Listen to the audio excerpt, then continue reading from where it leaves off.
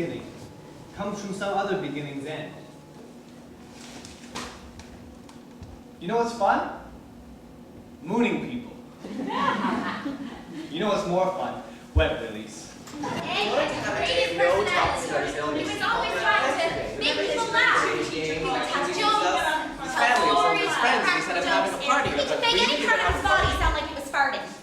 Like his arms or his legs or his stomach, anything. He stole his dad's car. You taught my nephew how to lick their eyeball. He got his cat drunk. Once. He ate a spider for $10 once. He jumped off a bridge with his clothes on. For $50. There were spiders and ants and everything else he ate at Camp Good Time. Everything except earwigs. No earwigs. We had a room for the night, and there was a note on the dresser saying, that would be a $5 rental fee. Take the little Hermie crab and sit them down in my daughter's bathing suit. He hobbled up on his crutches, took his pants off and mooned everybody. Everyone started clapping. My mom was like, that is so inappropriate. My mom, it's so hurt, I'm crying. oh, snorting Kool-Aid. He got kicked off the bus because he mooned a car behind him. Halloween time, he went out wearing only his hospital gown. As a cancer patient. He didn't want anybody to touch his McDonald's Happy Meal, so he'd write stool specimen on it. Ketchup on the doorknob. Shot a cap gun off, 2:30 in the morning, all the nurses come round. Just checking it out. I taught him a few practical tricks so that he could squirt the nurses. He paged me as a joke. I don't know how he got my number, but I called upstairs and all I heard was... When he was first admitted, he was pretty upset, pretty angry that he had cancer. He just said it wasn't fair and said something, I can't remember exactly. He reached up and he punched me in the arm. And I said, you just go on and keep doing that until you get rid of some of your frustration, because you're not helping anybody with that. And that was the last of that. After that, he felt much better. The day he was admitted, there was more humor than usual in the room, and a sense of relief. I'm here. It's gonna be okay. There was laughter and some kooky stuff, and that sense of levity was palpable. From his friends at camp, he knew a whole lot about cancer before he even came to the hospital. He loved going to Camp Good Time. Weird the way things happened. He used to go to Camp Good Time, the summer camp for kids with cancer, never knowing that he would himself end up as one of the patients. He started at about 7 or 8. His school friend went and he used to go as his buddy. Just ironic. His friend had leukemia. Nobody else but Ed spent much time with him. He looked up to Ed, so he brought him to Camp Good Time. Then it turned out he ended up there himself. Ed wanted to go back as a counselor, but then he came down with cancer, so he got to go that summer anyway. Actually, his friend just graduated this past June. That was nice to see. He had a blast. He got caught sneaking into the girls' cabins, and so there's this party night with a dance, and afterwards it's that night that people will decide to escape their cabins. The senior boys try to go find the senior girls. Well, who was leading it? Ed. He wasn't even supposed to be mobile. He jumped through the window with his crutches, and I remember hearing one of the nurses screaming, "You better be back!" He's running, just pounding those crutches, trying to outrun the nurse. And sneaking in to see the girls. He loved the girls. So that's Ed, you know, character. There was a girl there who had the same type of cancer as Ed and was refusing treatment. So he went down and had a word with her, convinced her otherwise. That was pretty cool. He was a mentor there for other young survivors. He came back from Camp Good Time, and my mom was like, "Give me a spider." And he was like, Yeah? so she was like, I don't believe you. so she went out and picked him like the biggest spider off the back of the house, and he ate it. She was like, Okay, never mind. oh, I don't know if this is appropriate. He had a blow-up lady doll. It's a birthday present because he had said, I need a private nurse. she was sitting behind the door, so when you walk in, you'd have a heart attack. Ed was like a spider catching a fly, and Judy was his web. She had a nurse's cap and uniform, with a little stethoscope. I think he said, Have you met Judy? The head nurse yet? What happened? This is Judy. But why is she on her knees? Judy. The head nurse. But why is she on her knees? Because she's the head nurse. she was just clueless.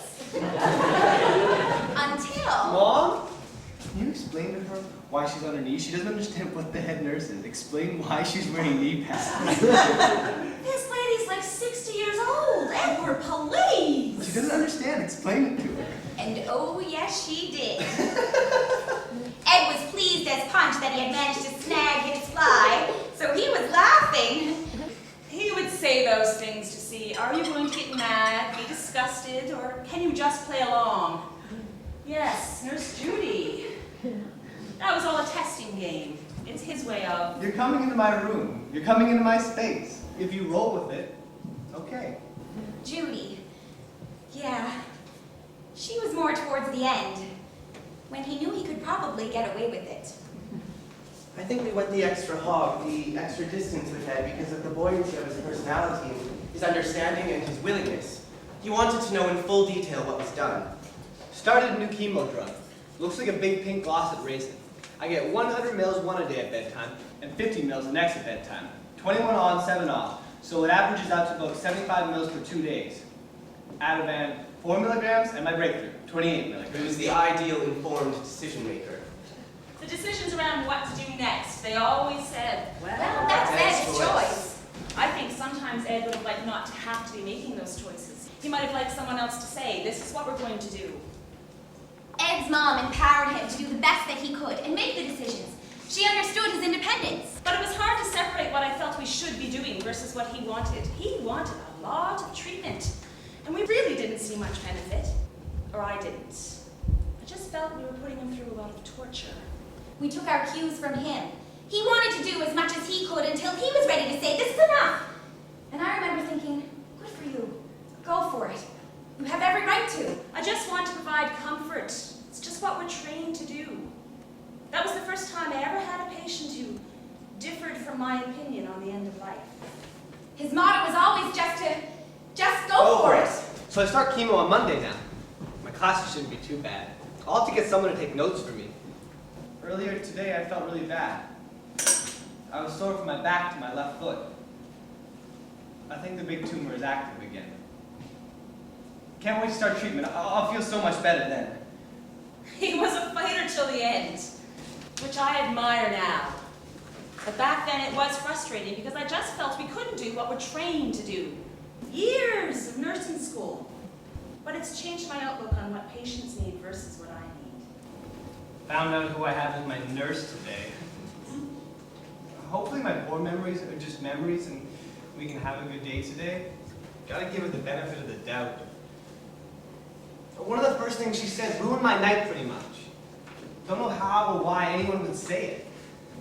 It was something along the lines of... Ed, do you think the tumor is winning out? People think they're being comforted. And instead of saying nothing, they put their foot right in their mouth instead, right? Why would you say that to anyone on this floor? They just say stupid things for the sake of something to say. I'm gonna beat this. People say dumb things like, Everything happens for a reason. What doesn't kill you makes you stronger. and how strong does one person need to be? Is what I'm thinking, right? I'm gonna use everything I can, even if I have to use magical powers. It's gonna go away, like, I'm not going anywhere. If I can't overcome my cancer, if I let this get me, then it will get all of us.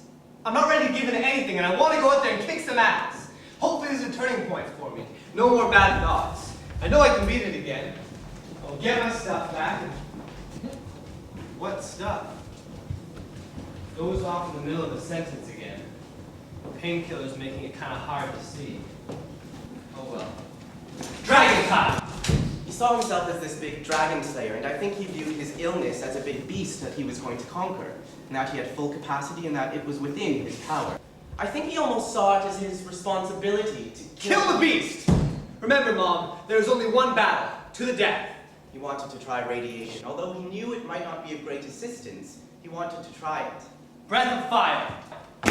He had a very aggressive cancer, osteosarcoma, and it's typically a tumor that doesn't respond very well to radiotherapy. Zeal, eager, valor, courage. Because he had a large area to be treated, I had to put his normal tissue at risk.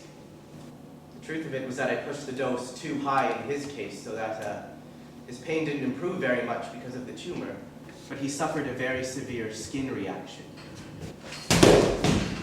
Really depressing. Especially after how far I've come to be sent back like I this. mean, I'm there to try to help him. And in fact, I caused a side effect that detracted from the quality of his life. I think the tumor is growing really fast, or the swelling is getting worse. I just can't get comfortable. Maybe I just need more drugs. I don't really want more drugs. Every time I go up a drug or get a new one, it makes me wonder who's winning. All I can do is get chemo and radiation and hope for the best. I pray every night for some strength, and the strength to get me through this. My hopes are still up and all that. Never really lost hope. Not gonna let this beat me. Just tired of all the pain and discomfort. Oh well. It'll be worth it. In the end. They were bringing him to the OR to debride or clean out his wound, and Mauled. To injure by clawing. so I made a conscious effort to go in and examine his wound, a consequence of me trying my best. I had caused the side effect. He was angry. Maimed. Crippled. Pratt. Fool. If I didn't get radiation, this wouldn't be so bad. The radiation weakened my skin like a sunburn. Blisters and skin peeling plus the bed sores. The dressing change was a hell. We like for people to like us, so a teenager that is angry and has all this psychic tension built up, it's hard on the people pleaser. Paradox. An absurd self-contradictory through true statement.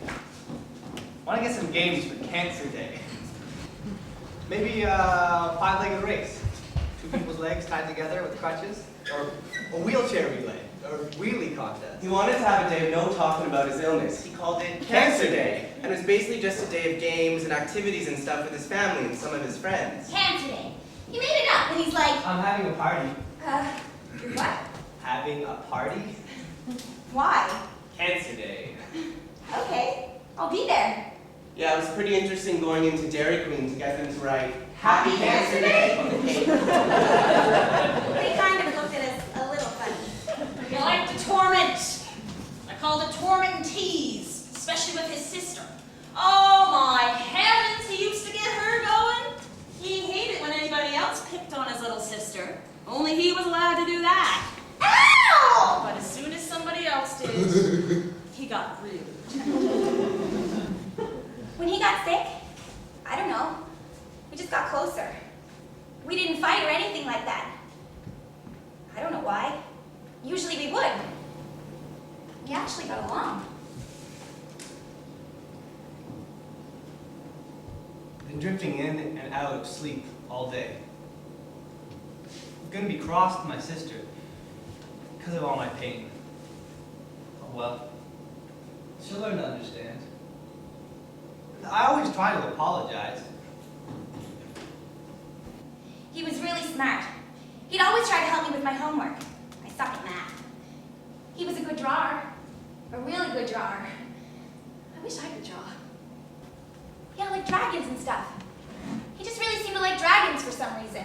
I didn't know it at the time, but he sat his sister down and made a wish for her to put some money in his pocket in the casket so that he would always have a little something. So she did it. So, today they told me that they don't think the radiation did anything. Or that the tumor tumor is is still growing. So they gave me my options again. Think I'll do another IV round of chemo, then switch to the pill. My only remaining option. I'm gonna think about it. I just gotta tell Dad. Normally no problem, except Emma's here, so I have to wait till she's out of earshot. It makes things a bit harder. I could really use that miracle everyone talks about now. Oh my god, he loved video games. That's all he used to do. I play the racing ones, but that's all I like. And Mortal Kombat. That's all right too. He never let me win.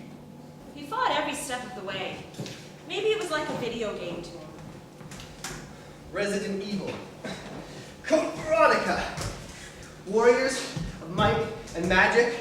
Drakon. The Ancient Gates. Breath of fire. The doctors would come in and they'd be, How are you doing?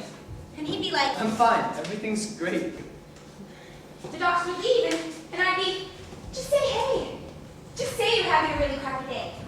He'd be like, It's great. it's not about saying the right things, it's about being there. And like having the option to talk if you needed it. It's okay not to know what to do. It's okay not to know what to say. It's okay to be totally uncomfortable. It's okay. If people are constantly, are you okay? Are you okay? Are you okay? That bothered him. At the same time, you can't just be like, oh, everything is peachy keen. If he was having a really crappy day, then I'd like tell some jokes. And if that wasn't working, then okay. We can just read. Or just talk. Say nothing. You don't have to say anything. Just before he died, Edward's telling me everything. I said, like, Edward, you don't have to tell me this stuff, right? I want to. But you don't have to tell me. It's like, Me and so-and-so smoked, and me and so-and-so